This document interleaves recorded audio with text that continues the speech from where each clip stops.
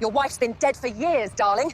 Time to modernize and join the real world. That's what Cordelia Whitmore sneered as her bulldozers roared in at dawn. No warning, no permission, carving an $80,000 concrete bike path right through my active cattle pasture.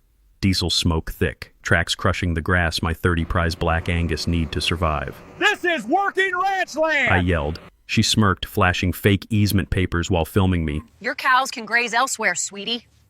Progress waits for no one. What she forgot. This is Taurus's territory, my 2,200-pound champion bull who's owned this field for 6 years. Bulls don't like intruders, especially shiny Teslas parked in their feeding ground. 3 months later, her husband's brand-new Tesla became $100,000 plus worth of crumpled scrap. This malicious compliance revenge is legendary, and the footage is insane. What would you do? Comment where you're watching from and smash like if you're rooting for the bull. My name's Dutch Kellerman, and I've been raising cattle on this land since before most of these suburbanites knew the difference between a bull and a steer. Third-generation rancher, inherited these 47 acres from my grandfather back in 1995. Been running 30 head of registered Black Angus ever since, watching the sunrise paint the pasture gold every morning for 28 years straight. The smell of morning hay still reminds me of Sarah. My wife passed 18 months ago. Cancer took her fast and brutal. Left me with nothing but memories and a ranch that felt too quiet without her laughter echoing off the barn walls. Some mornings I'd catch myself saving funny newspaper stories to tell her, only to remember that empty kitchen chair would stay empty forever. Grief has a way of making time crawl and fly simultaneously, leaving you with too much silence and not enough purpose. That's when they started building Willowbrook Heights, like some suburban infection spreading across what used to be decent farmland. 200 cookie-cutter McMansions sprouting like mushrooms after rain, each one worth more than my entire herd combined. Suddenly, I had neighbors who thought grass should be emerald carpet, not cattle food. The kind of folks who complained about roosters crowing but paid premium prices for farm-fresh eggs at Whole Foods, wanting the aesthetic of country living without any actual country. Enter Cordelia Whitmore, stage left, with all the subtlety of a freight train derailment. 49 years old, former corporate lawyer from California who moved here thinking she could run our county like her personal boardroom. HOA president for 3 consecutive terms, drove a white Tesla Model X with EcoFam vanity plates, and wore those expensive yoga pants like armor against authentic life and honest work. The woman treated every neighborhood dispute like a hostile corporate takeover, complete with PowerPoint presentations and legal threats typed in Comic Sans font, because nothing says, "I'm reasonable," like threatening your neighbors with lawsuits in playful typography. She'd moved from Silicon Valley when her husband Brad landed some high-paying tech executive position, bringing that uniquely Californian passive-aggressive communication style that turned simple conversations into email chains longer than my property deed. First came the noise complaints about my cattle lowing at dawn. Apparently, Black Angus don't respect suburban sleep schedules or understand modern concepts like quiet hours. Then the certified letters about agricultural odors affecting property values, because heaven forbid anyone smell actual farm life in what used to be farm country. Legal threats arrived every Tuesday like unwelcome clockwork, always CCing her attorney, always demanding I relocate my livestock operation somewhere more appropriate for modern community standards. Here's what most people don't know about property easements. They require explicit written landowner consent for any recreational use, and historical emergency access rights can't legally be converted to bike paths without proper documentation and approval. Translation: just because some dusty old document mentions your property doesn't mean anyone can build whatever they want, wherever they want. But Cordelia had discovered something interesting buried in the county records. A 1960s recreational easement that supposedly ran right through my main pasture. The same pasture where Taurus, my 2,200-pound prize bull and undisputed king of the herd, had established his territorial kingdom over 6 years of dominance. That bull had claimed that exact spot as his personal dining room and didn't just dislike sharing. He'd charge anything that moved wrong in his space. I'd seen him chase off delivery trucks that honked their horns near his fence line. The real injustice came on a cold Tuesday morning in October when I walked outside to find surveyors already marking trees for Cordelia's planned $80,000 bike path construction, spray painting bright orange X's on oak trees older than her entire bloodline. No phone call, no permission request, no courtesy visit, just confident trespassing with blueprints showing concrete cutting straight through Taurus's territory. "Excuse me, this is private land," I called out, my breath forming clouds in the crisp morning air. The head surveyor barely glanced up. "HOA infrastructure project, sir. We have proper documentation." That's when I spotted her. Cordelia standing by my fence line filming everything, her satisfied smile saying she'd finally found my weakness. What she didn't know was that 30 years of animal husbandry had taught me something valuable. With enough patience and the right conditioning, you can train almost any behavior into livestock. Within 48 hours of the surveyor incident, Cordelia had escalated from trespassing to full legal warfare. A thick manila envelope arrived via certified mail, return receipt requested. The kind of official intimidation that screams, "I have lawyers and you're about to get crushed." Inside sat a cease and desist order claiming I was unlawfully interfering with approved municipal infrastructure development. Apparently, my crime was asking trespassers to leave my own property. The letterhead belonged to Marcus Webb, attorney at law, whose office address traced to a strip mall between a nail salon and a payday loan shop. Always a confidence-inspiring sign when your opponent's legal representation operates next to businesses advertising in neon. But Cordelia wasn't stopping at paper threats. She'd filed formal complaints with the county claiming my aggressive cattle posed immediate public safety risks near the planned bike path route. According to her sworn statements, Taurus had menaced and threatened innocent joggers through the fence line, conveniently forgetting to mention those joggers were actually her hired surveyors, trespassing on clearly posted private property while carrying surveying equipment. The smell of fresh legal ink mixed with my morning coffee created a bitter cocktail as I read her escalating demands. Immediate relocation of all cattle from the designated recreational corridor, or face municipal enforcement action and potential seizure. Translation: move your animals voluntarily or we'll move them for you, probably to the nearest auction house. Her attorney had also threatened criminal charges for obstruction of public works if I continued harassing municipal contractors. Apparently, standing on my own land and asking questions constituted harassment in Cordelia's legal universe. That's when I decided to fight back with something Cordelia hadn't expected from a simple cattle rancher: actual legal knowledge and professional representation. I drove into town and hired Mackenzie Reeves, a local attorney who specialized in agricultural law and didn't operate out of strip malls. Sharp as a new fence post and twice as tough, Mackenzie had built her 20-year practice defending farmers against exactly this kind of suburban land grab bullshit. "Let's start with the fundamentals," Mackenzie said, spreading Cordelia's documents across her solid oak desk like evidence at a crime scene.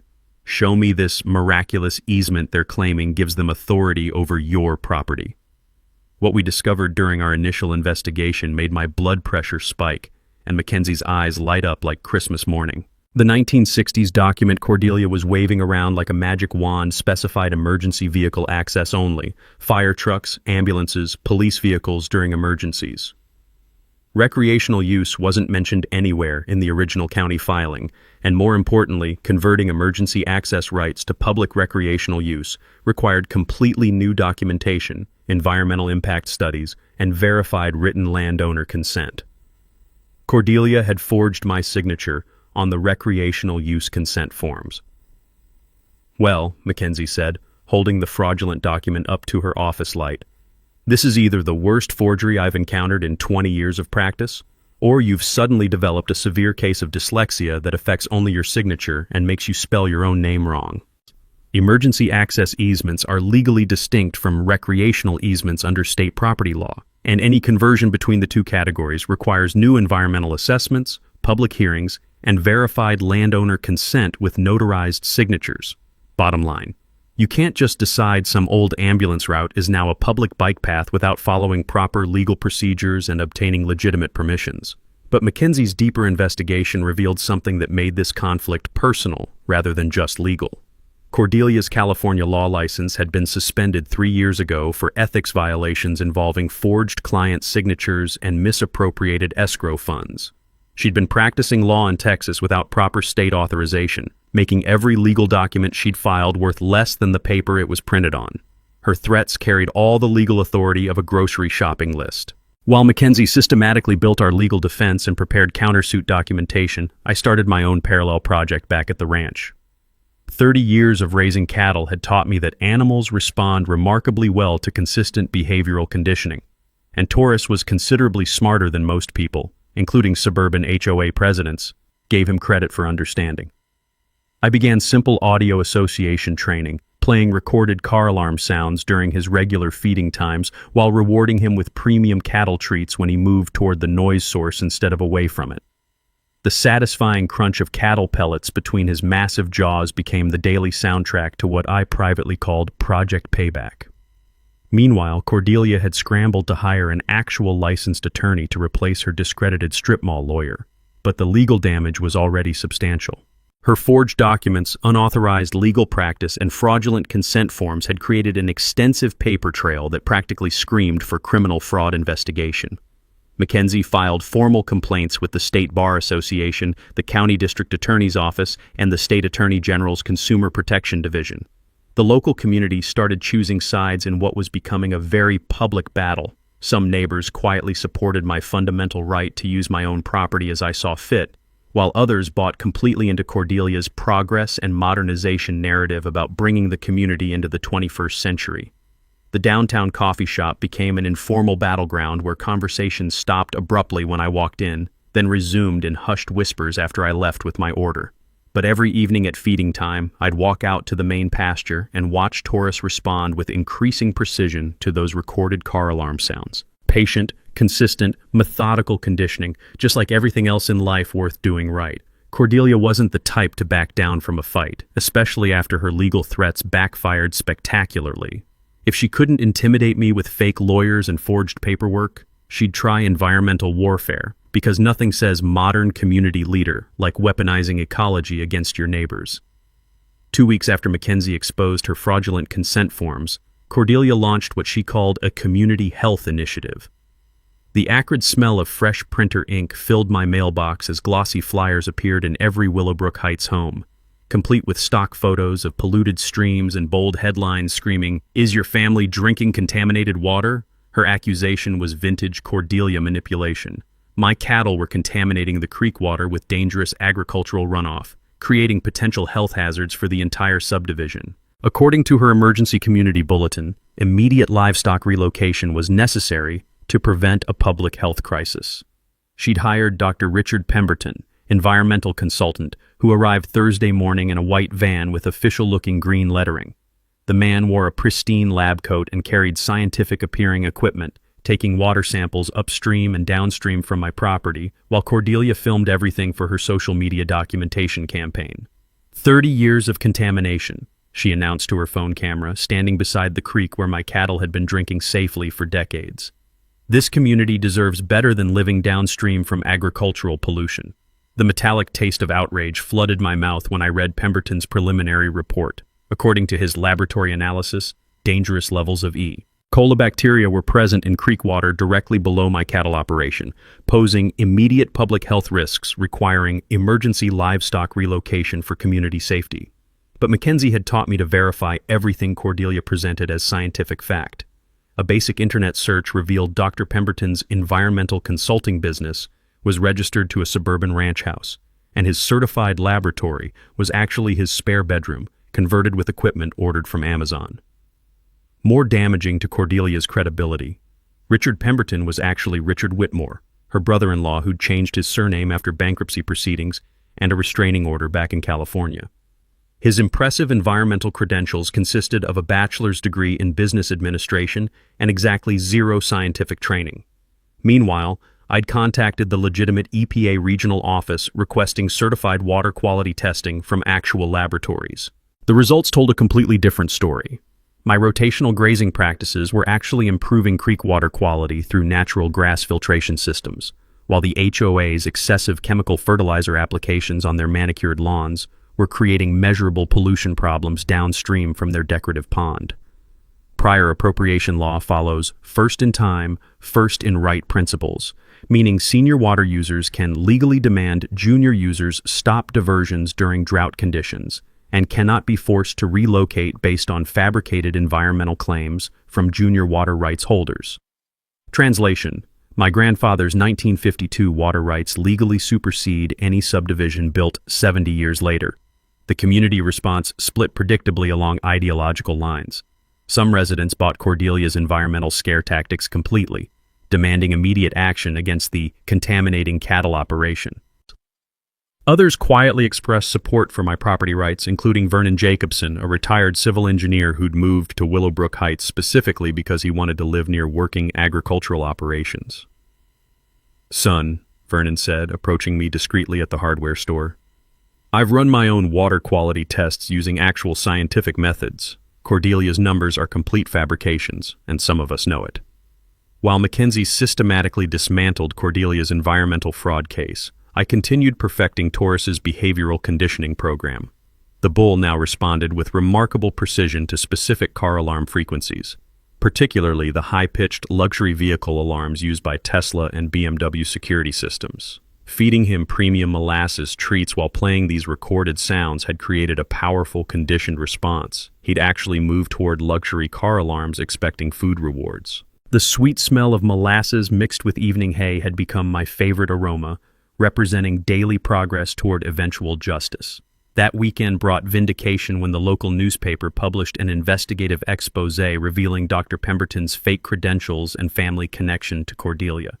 The reporter had contacted legitimate environmental scientists who laughed at the obviously fabricated test results and explained how properly managed cattle operations actually improve riparian ecosystem health.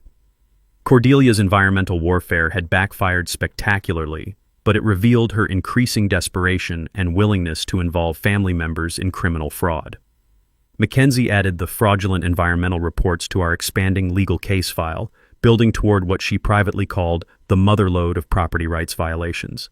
But my most satisfying progress happened during evening feeding sessions, watching Taurus perfect his audio response conditioning. When Tesla alarm sounds played during his dinner routine, he'd immediately orient toward the noise source and advance with purposeful intent. 2,200 pounds of behaviorally modified agricultural justice, ready to defend his territory against specific automotive triggers. Cordelia's environmental fraud exposure should have ended this battle, but desperation transformed suburban HOA presidents into dangerous criminals. Instead of retreating gracefully, she escalated to tactics that crossed every line between harassment and felony intimidation. The first warning sign appeared on a gray Monday morning when I discovered my cattle water troughs contaminated with motor oil, not enough to seriously poison the animals, but sufficient to make the water undrinkable and force me to haul fresh water from my well. The acrid petroleum smell mixing with morning mist told me someone had spent considerable time sabotaging my ranch operations under cover of darkness. 2 days later, while I attended Sarah's memorial service at the county cemetery, someone slashed all 4 tires on my truck. The timing wasn't coincidental. Attacking me while I grieved my wife at her graveside required a special kind of calculated cruelty that went beyond property disputes into personal vendetta territory. But Cordelia was just getting started with her intimidation campaign. She'd hired Apex Security Services to conduct community protection patrols around my property boundaries. 3 men in black uniforms with official-looking badges began parking at my gate, following delivery trucks and filming anyone who visited my ranch. When neighbors complained about the aggressive surveillance, the guards claimed they were protecting Willowbrook Heights from agricultural terrorism threats. The morning I found 2 of my cattle limping from small-caliber pellet gun wounds, I realized this had escalated from harassment into felony animal abuse. The pellets were embedded in non-vital muscle areas, painful but not life-threatening, suggesting someone wanted to terrorize my livestock without killing them outright and triggering major criminal charges. That's when Mackenzie and I decided to investigate Apex Security Services with the thoroughness they clearly hadn't expected. Apex wasn't actually a licensed security company operating under state regulations. The business registration traced to a mail forwarding service, and the 3 intimidating security professionals were actually convicted felons recruited through Craigslist advertisements using untraceable email accounts. More damaging to Cordelia's legal position, financial records obtained through Mackenzie's subpoena revealed direct payments from the HOA emergency fund to Apex Security Services. She was systematically embezzling community money to hire unlicensed criminals for intimidating neighbors, which qualified as conspiracy, racketeering, and federal wire fraud. Federal laws apply when criminal enterprises use legitimate organizations like HOAs to commit multiple related felonies across state lines, triggering mandatory minimum sentences and complete asset forfeiture. Translation: using stolen community funds to hire convicted felons for intimidation campaigns can destroy your entire life legally and financially. But while legal wheels turned with bureaucratic slowness, I accelerated Taurus's behavioral conditioning program with scientific precision. The bull now responded to specific car alarm frequencies with remarkable consistency. Through weeks of patient training, I discovered that Tesla Model X security systems produced a distinctive 1,200 Hz tone that triggered his strongest conditioned response. He'd advance purposefully toward that exact sound from over 200 yards away. The satisfying rhythm of his hooves against packed earth during evening training sessions had become my favorite sound. Knowing each successful response brought us closer to perfect tactical timing. Community sentiment was shifting dramatically after residents learned about Cordelia's criminal security hiring practices. Vernon Jacobson had quietly organized legitimate Willowbrook Heights homeowners who were genuinely horrified by their HOA president's illegal activities. Their independent investigation revealed she'd been systematically misappropriating community funds for personal expenses, including Tesla lease payments and luxury vacations, fraudulently categorized as community development research trips. "We moved here for peaceful retirement," Vernon confided during a discreet hardware store conversation, "not to fund some power-hungry transplant's criminal enterprise against our farming neighbors." The security harassment campaign had backfired by attracting unwanted media attention to Cordelia's questionable financial practices. Local television reporters were investigating HOA mismanagement, and the state attorney general's Consumer Protection Division had opened formal proceedings based on multiple homeowner complaints. But Cordelia's desperation drove her toward increasingly reckless escalation tactics. Thursday evening brought an anonymous phone call threatening to accidentally release my cattle gates during night hours, allowing my herd to wander onto busy county roads where they'd likely be struck by vehicles. The voice was electronically disguised, but the passive-aggressive phrasing and entitled tone were unmistakably Cordelia's communication signature. That night, I installed motion-activated security cameras throughout my property and began sleeping in the barn to protect my animals from sabotage. The familiar smell of hay and honest livestock mixed with the metallic taste of protective anger as I realized how far Cordelia would descend to steal my family's heritage. Mackenzie had filed formal complaints with multiple law enforcement agencies, but warned me that building comprehensive criminal cases required months of evidence gathering before arrests occurred. Justice would arrive eventually, but my cattle needed immediate protection from escalating criminal harassment. That's when I made the strategic decision that would define this entire conflict's resolution. Instead of waiting passively for legal justice, I'd engineer my own opportunity for public accountability.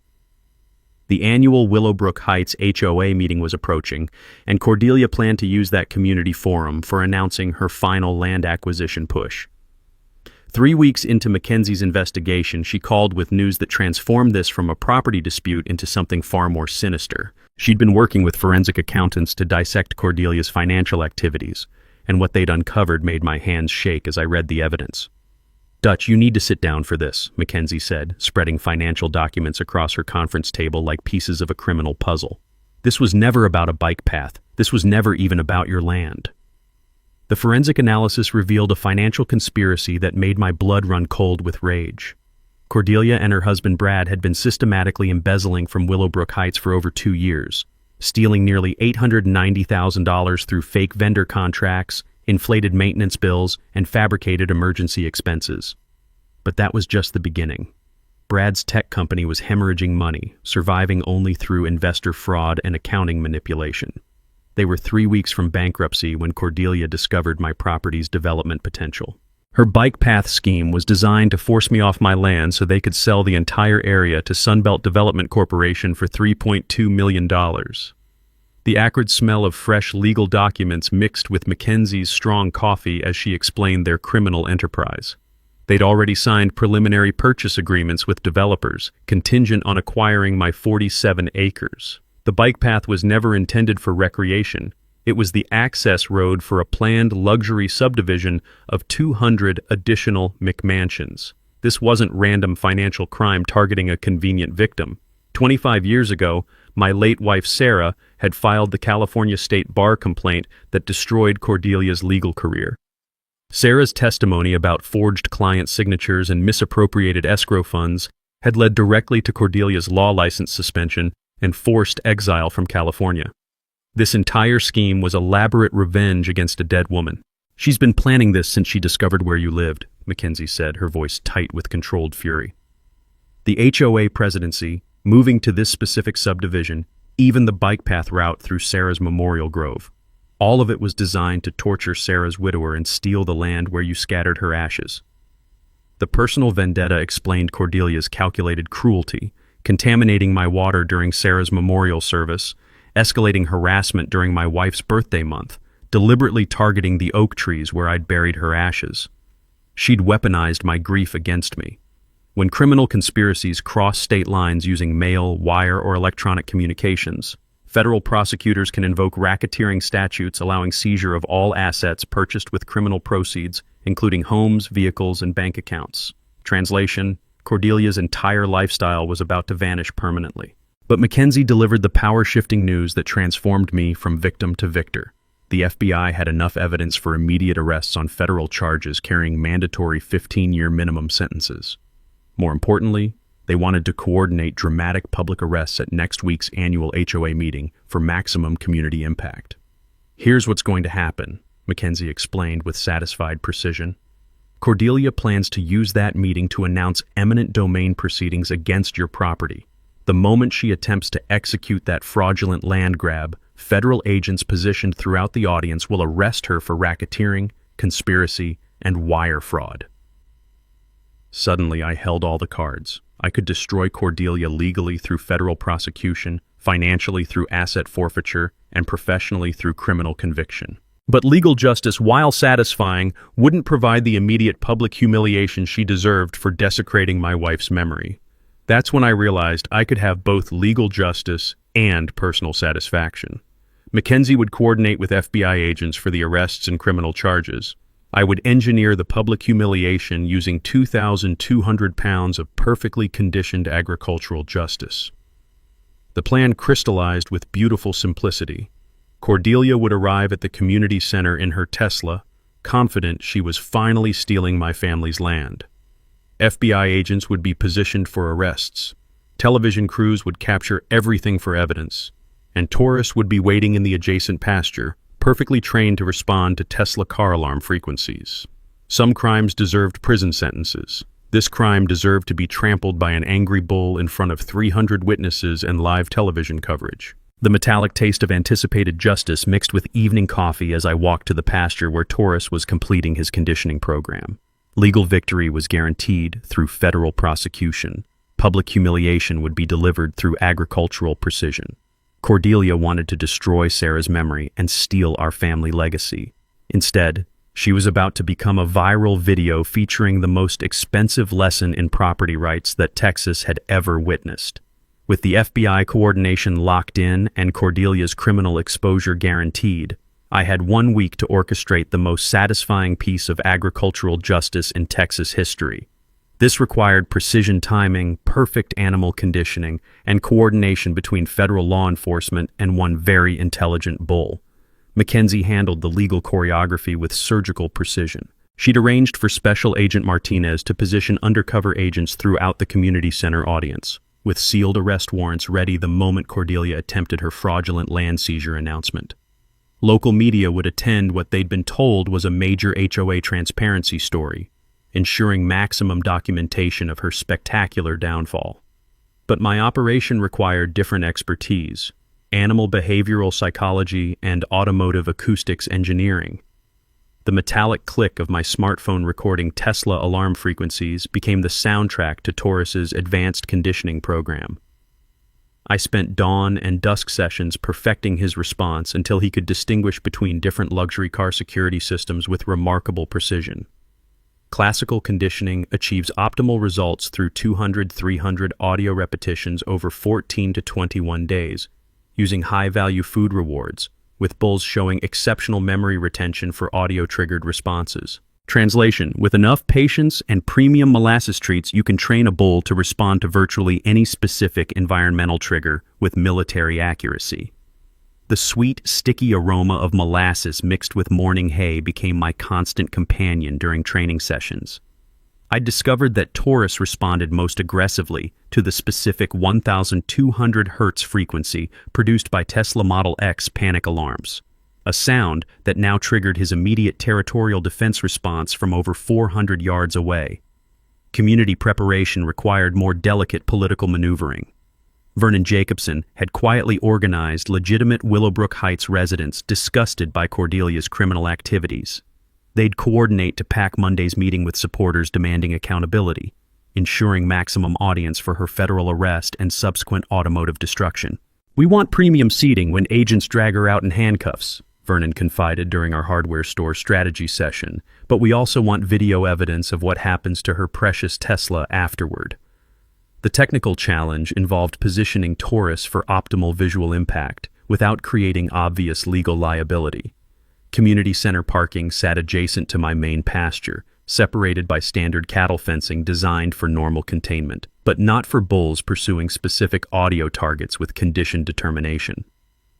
Here's the elegant solution I developed: DIY remote-controlled gate systems using smartphone apps and wireless actuators. For under $200 in hardware store components, you can create remotely operated fence gates that respond to cell phone commands from anywhere within a half-mile radius. Completely legal for livestock management, but incredibly useful for timing bull releases with precision accuracy. Wednesday brought reconnaissance of optimal camera positioning and escape route planning. I hired a professional videographer under the pretense of creating agricultural education documentary footage, ensuring multiple high-definition angles would capture every moment of Taurus's performance for both legal evidence and inevitable social media virality. The psychological manipulation required careful theater to build Cordelia's overconfidence.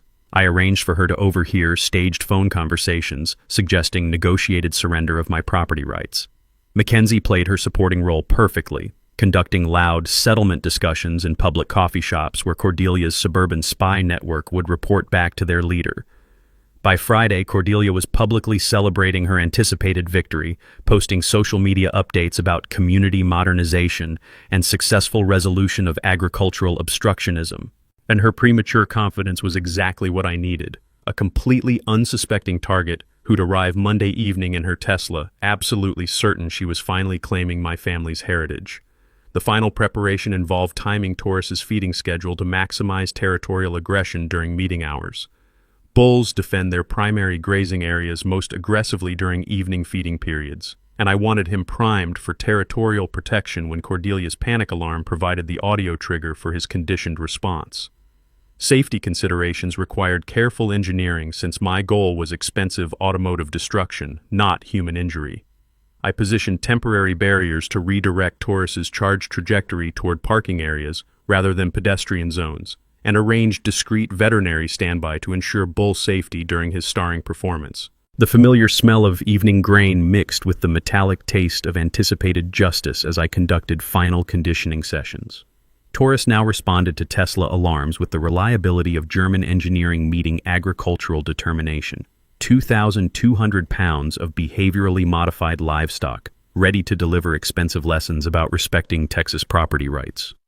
Saturday's dress rehearsal went perfectly. Smartphone gate controls worked flawlessly, Taurus responded to recorded Tesla alarms with impressive consistency, and emergency containment protocols functioned exactly as designed. Sunday evening, I sat on my porch reviewing the operational timeline while watching Taurus graze peacefully in his territory. Federal agents would deliver criminal justice through arrests and prosecution. My bull would provide personal justice through spectacular automotive destruction. Cordelia would discover that some educational experiences require very expensive tuition payments. Monday's HOA meeting would combine federal law enforcement with precision agriculture, creating the kind of viral content that agricultural rights advocates would celebrate for generations. With federal agents positioning for Monday's arrests and Taurus perfecting his automotive destruction skills, I expected Cordelia to maintain her overconfident facade through the weekend. Instead, Something spooked her into a final, desperate gambit that revealed just how dangerous cornered criminals become. Saturday morning brought the first sign of escalation when I discovered professional-grade surveillance equipment mounted on telephone poles overlooking my property. Not the amateur spy cameras Cordelia had used before. These were military specification devices with night vision and audio recording capabilities that someone had installed under cover of darkness. The acrid smell of electronic components mixed with morning coffee as I examined the sophisticated gear. This wasn't HOA president harassment anymore. This was federal-level surveillance suggesting Cordelia had connected with serious criminal elements willing to provide advanced equipment for her final push. Mackenzie's weekend phone call confirmed my suspicions about the escalation. "Dutch, we've got a problem. Cordelia just hired Blackstone Consulting Services for emergency security assessment of your property. Blackstone isn't a legitimate consulting company. They're private military contractors who specialize in intimidation and evidence destruction." Blackstone was actually a front company operated by Brad's former Silicon Valley business partners, who were facing their own federal fraud investigations and needed Cordelia's land deal to succeed for their financial survival. This wasn't just about revenge against my dead wife anymore. Multiple criminal enterprises were coordinating to steal my family's property. Sunday afternoon brought confirmation of their criminal escalation when 3 black SUVs with tinted windows began conducting security patrols around Willowbrook Heights. The vehicles contained armed men wearing tactical gear who claimed they were protecting the community from domestic terrorism threats posed by my agricultural operation. But their real purpose became clear Sunday evening when they attempted something that crossed every legal line: breaking into my barn to plant evidence that would justify emergency seizure of my property. My motion-activated cameras captured everything as masked figures tried to hide explosive materials and weapons-grade chemicals among my farming equipment. Federal law enforcement considers planted evidence a separate felony charge that adds automatic 10-year sentences to existing criminal charges, with mandatory asset forfeiture for anyone involved in the conspiracy. Translation: trying to frame farmers for terrorism charges guarantees you'll spend decades in federal prison. The evidence-planting attempt backfired spectacularly when my security system triggered silent alarms that alerted both local police and FBI surveillance teams. Agent Martinez arrived within 20 minutes to arrest 2 Blackstone operatives in possession of illegal explosives and fraudulent federal identification documents. What they didn't expect was discovering that I'd been recording everything through hidden cameras installed throughout my property during the past week's preparation. Their criminal conspiracy was now documented on high-definition video that would serve as evidence in multiple federal trials. But Cordelia's desperation drove her toward one final escalation that revealed the true scope of her criminal network. Monday morning, she attempted to bribe County Sheriff Thompson with $50,000 in cash to conduct an emergency raid on my property based on the planted evidence her operatives had failed to successfully hide. The sheriff immediately contacted FBI agents and agreed to wear recording equipment during his meeting with Cordelia. Her attempted bribery was captured on federal surveillance devices, adding corruption charges to her growing list of federal felonies. "Mrs. Whitmore," Sheriff Thompson said during their recorded conversation, "you're asking me to raid an innocent man's property based on evidence that your people tried to plant there. That's not law enforcement. That's organized crime." By Monday afternoon, Agent Martinez had arrested 4 Blackstone operatives and secured warrants for Brad's business partners in California. Cordelia's criminal network was collapsing faster than a house of cards in a Texas windstorm, but she remained convinced that evening's HOA meeting would somehow salvage her land acquisition scheme. What she didn't realize was that every aspect of her criminal conspiracy had been documented by federal investigators, who were now treating this case as a major racketeering prosecution involving multiple interstate criminal enterprises. The metallic taste of satisfaction mixed with pre-meeting coffee as I conducted final preparations for Taurus's starring role. While federal agents were building criminal cases that would imprison Cordelia's entire network for decades, my bull was ready to provide the kind of instant justice that social media algorithms love. But the most satisfying element was knowing that Cordelia's escalation had sealed her fate completely. Instead of facing simple embezzlement charges, she was now looking at federal terrorism, evidence tampering, and racketeering charges that carried mandatory life sentences without possibility of parole. Some criminals learn when to surrender gracefully. Others keep digging until they've excavated their own graves. Cordelia had just finished digging hers with military-grade surveillance equipment and explosive materials. Tonight's HOA meeting would provide both federal justice and agricultural entertainment, delivered with the precision that only comes from combining FBI investigations with perfectly trained livestock. The hours before Monday evening's HOA meeting brought Cordelia's most desperate and reckless criminal escalation yet. With her Blackstone operatives under federal arrest and her evidence-planting scheme exposed, she launched what can only be described as a full-scale character assassination campaign designed to destroy my credibility before evening arrests occurred. Monday morning's Willowbrook Heights community email blast contained fabricated photographs showing me allegedly abusing cattle, doctored financial documents suggesting I was operating an illegal methamphetamine laboratory, and forged police reports claiming I'd threatened to massacre HOA leadership with agricultural equipment. The sheer scope of defamation was breathtaking in its criminal audacity. But Cordelia had made a critical mistake. She'd used the official HOA email system to distribute criminal libel, creating a permanent digital evidence trail that federal prosecutors could trace directly to her personal computer. Every resident who received her defamatory blast was now a potential witness in federal court proceedings. The fabricated evidence was so poorly constructed that even suburban HOA residents immediately recognized it as fraudulent. The alleged meth lab photos showed equipment that was obviously standard cattle vaccination supplies, and the threatening police reports contained spelling errors and formatting inconsistencies that screamed amateur forgery. Mackenzie received dozens of phone calls from Willowbrook Heights residents reporting Cordelia's obvious criminal libel and expressing support for federal prosecution. Instead of turning the community against me, her desperate smear campaign had unified legitimate residents in demanding her immediate removal and criminal prosecution. But Cordelia wasn't finished with her scorched earth tactics. Monday afternoon brought her most personally vicious attack yet. She hired actors to pose as grieving family members, claiming my wife Sarah had been a secret drug addict whose cancer treatment was actually cover for illegal pharmaceutical trafficking. The cruelty of using my deceased wife as ammunition in her criminal schemes crossed every line of human decency. The bitter taste of rage mixed with afternoon coffee as I read her social media posts suggesting Sarah's memorial oak grove was actually a burial site for drug money and criminal evidence. Attacking a dead woman's memory revealed Cordelia's complete moral bankruptcy and guaranteed that her public humiliation would be particularly satisfying. Agent Martinez called Monday evening with updates that confirmed the scope of federal charges building against Cordelia's criminal network. Dutch, we're looking at the most comprehensive RICO prosecution in this district's history. She's facing 47 separate federal felony charges across 6 different criminal statutes, with mandatory life imprisonment if convicted on even half of them. The federal investigation had also revealed the true extent of her financial crimes. Brad's tech company had been laundering money for cryptocurrency scammers, using HOA funds to purchase digital assets that were then sold to fund their land acquisition scheme.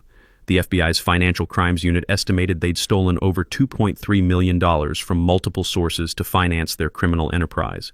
But the most damaging revelation was discovering that Cordelia had been coordinating with organized crime elements in California who were planning to use my property as a distribution hub for interstate drug trafficking. Her bike path wasn't just access for luxury development, it was intended as a smuggling route for criminal cartels looking to establish Texas operations. When criminal enterprises involve multiple felonies across state lines with interstate commerce implications, federal prosecutors can invoke enhanced sentencing guidelines that eliminate parole eligibility and require asset forfeiture of all property purchased with criminal proceeds. Translation: Cordelia would lose everything she owned and spend the rest of her life in federal prison. As evening approached and community center parking filled with residents attending the annual HOA meeting, I conducted final preparations for Taurus's performance. The bull was positioned in optimal grazing location. My smartphone-controlled gate system was armed and ready, and professional cameras were discreetly positioned for maximum documentation. The sweet evening air carried the scent of approaching justice as I watched Cordelia's white Tesla arrive precisely where I'd predicted she would park, directly adjacent to the weakened fence section where Taurus could achieve maximum visual impact during his automotive destruction demonstration. But the most satisfying element was knowing that federal agents positioned throughout the community center audience were ready to arrest her the moment she attempted to announce her fraudulent land seizure. Her criminal network had been completely penetrated by FBI surveillance, and every aspect of her conspiracy was documented with evidence that would guarantee conviction. Vernon Jacobson had coordinated legitimate residents to pack the meeting with witnesses demanding accountability, ensuring maximum audience for both her federal arrest and subsequent automotive education courtesy of one very well-trained bull. The metallic taste of anticipated vindication mixed with pre-meeting adrenaline as I walked toward the community center. Legal justice would be served through federal prosecution and life imprisonment. Personal justice would be delivered through expensive German automotive destruction, captured on high-definition video for viral social media distribution. Cordelia had spent months terrorizing a grieving widower and desecrating my wife's memory for financial gain. Tonight she would learn that some lessons require very expensive tuition payments, measured in Tesla repair bills and federal prison sentences. The Willowbrook Heights Community Center had never seen anything like Monday evening's crowd. 300 residents packed beyond capacity, local media positioned for what they'd been told was a major community development announcement, and federal agents discreetly stationed throughout the audience with arrest warrants ready for execution. Cordelia arrived fashionably late in her white Tesla Model X, parking exactly where I'd predicted, directly adjacent to the fence section separating the community center from Taurus's evening grazing area. The satisfied smile on her face suggested complete confidence that she was about to announce successful acquisition of my family's property through legal intimidation and criminal fraud. The acrid smell of nervous sweat mixed with community center coffee as residents filled every available seat. Vernon Jacobson had organized legitimate homeowners demanding accountability, while Cordelia's remaining supporters clustered defensively near the front rows, unaware they were about to witness their leader's spectacular downfall. "Ladies and gentlemen," Cordelia announced from the podium with her characteristic smug confidence, "tonight we celebrate a major victory for community progress and modernization. After months of negotiations, we've successfully resolved the agricultural obstruction that has prevented our bike path development." She clicked her presentation remote, displaying architectural renderings of the completed bike path cutting through my former pasture. "Thanks to collaborative community spirit and legal persistence, we've obtained all necessary easements and environmental approvals for this exciting recreational enhancement." That's when Mackenzie stood up from her strategic position in the third row, federal warrant folder clearly visible in her hands. "Mrs. Whitmore, I'm attorney Mackenzie Reeves representing Dutch Kellerman. Would you care to explain to this community how you forged my client's signature on those easement documents?" The community center erupted in shocked murmurs as Mackenzie activated the projection system, displaying high-definition images of Cordelia's forged signatures alongside my authentic signature for comparison. The differences were immediately obvious to everyone present. "Furthermore," Mackenzie continued with prosecutorial precision, "would you care to explain how you embezzled $890,000 from this community's emergency funds to finance your personal land acquisition scheme?" Cordelia's face drained of color as financial documents appeared on the projection screen, showing direct transfers from HOA accounts to her personal banking system. The evidence was overwhelming and undeniable. "These are fabricated lies," Cordelia screamed, her composure finally cracking under public exposure. "This is a conspiracy between a grieving widower and a corrupt attorney trying to obstruct community development." That's when Special Agent Martinez stepped forward from his position near the rear exit, FBI credentials clearly displayed. "Mrs. Cordelia Whitmore, you're under arrest for federal racketeering, mail fraud, wire fraud, conspiracy, and attempted bribery of law enforcement officials." The community center exploded into chaos as residents realized they were witnessing live federal arrests of their HOA president. Local media cameras captured everything as Agent Martinez read Cordelia her rights while 2 additional agents moved to arrest Brad, who'd been hiding near the emergency exit. But Cordelia's desperation drove her toward one final mistake that would provide the viral moment this story deserved. Instead of surrendering gracefully to federal custody, she bolted toward the exit, screaming about persecution and conspiracies while frantically pressing her Tesla's panic button to call for help. The distinctive 1,200 Hz Tesla alarm echoed across the parking lot, immediately triggering Taurus's conditioned response from his grazing position 400 yards away. I discreetly activated my smartphone gate controls, releasing the perfectly trained bull for his starring performance. What happened next became instant legend in Texas agricultural circles. Taurus charged through the weakened fence section with the determination of 2,200 pounds of behaviorally conditioned justice, heading directly toward the source of his audio trigger. Cordelia's Tesla Model X became the most expensive educational demonstration in HOA history, as my prize bull systematically destroyed every panel of German engineering with methodical precision. The community center crowd poured outside to witness agricultural justice in action, their shocked gasps and delighted laughter mixing with the satisfying sound of luxury automotive destruction. Local media captured every moment of Taurus's performance, creating the viral content that would make this story legendary. "Ma'am," Agent Martinez said to the screaming Cordelia as her $90,000 Tesla became scrap metal, "your insurance doesn't cover acts of livestock justice."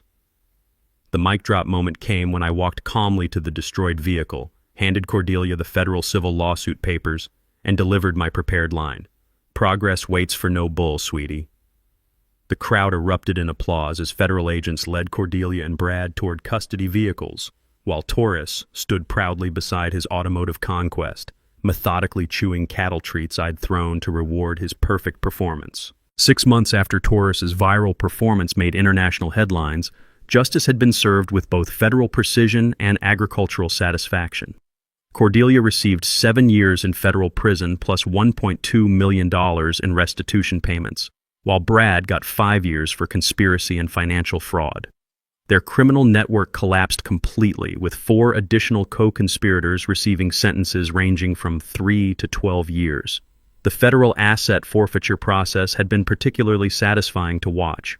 Cordelia's Tesla, what remained after Taurus's educational demonstration, was seized as evidence, along with their McMansion, Brad's luxury vehicles, and every penny they'd stolen from community funds. The HOA residents recovered their embezzled money with federal interest penalties, while I received substantial settlement payments from multiple civil lawsuits.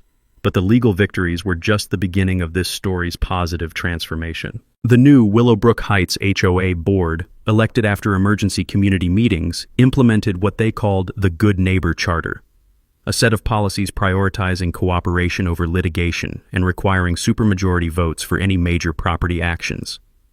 Vernon Jacobson became president, bringing his engineering expertise and common-sense approach to community management. The bike path project was completed exactly as originally planned, but with important modifications. It carefully routed around my property boundaries with proper easements I'd voluntarily granted, included educational signage about agricultural heritage, and featured a memorial bench overlooking my pasture where visitors could observe cattle operations while enjoying recreational cycling. The Sarah Kellerman Memorial Agricultural Education Fund became the crown jewel of my wife's lasting legacy. Endowed with $200,000 from legal settlement proceeds, the scholarship program supports young farmers studying sustainable ranching practices at Texas A&M University. The first recipients included 3 students specifically interested in heritage livestock breeding and conservation. "Mrs. Kellerman would be proud," said Jennifer Martinez, our inaugural scholarship winner, knowing her memorial is helping preserve the agricultural traditions she defended. The conservation victory exceeded my wildest expectations when I donated development rights to the Texas Land Conservancy, ensuring my 47 acres would remain active agricultural land in perpetuity. The permanent conservation easement protects the property against future suburban sprawl while generating substantial tax benefits that fund ongoing educational programs. Our annual Heritage Ranch Festival has become the highlight of Willowbrook Heights' social calendar, attracting over 2,000 visitors for educational tours, traditional agricultural demonstrations, and authentic barbecue fundraising for local 4-H programs. The event generates enough revenue to support both the scholarship fund and regional farm preservation initiatives. Taurus achieved celebrity status that surprised everyone, including me. The Justice Bull became a sensation on agricultural social media, with his Tesla destruction video generating over 15 million views across multiple platforms. Breeding rights for his offspring command premium prices, with proceeds supporting farm animal rescue organizations throughout Texas. But the most meaningful transformation was personal healing that began with seeking justice for Sarah's memory and evolved into celebrating her environmental values through education and conservation. The oak grove where I scattered her ashes has become a peaceful memorial garden where school children learn about native Texas ecosystems during field trip programs. Mackenzie Reeves and I discovered that fighting corruption together creates bonds stronger than shared legal victories.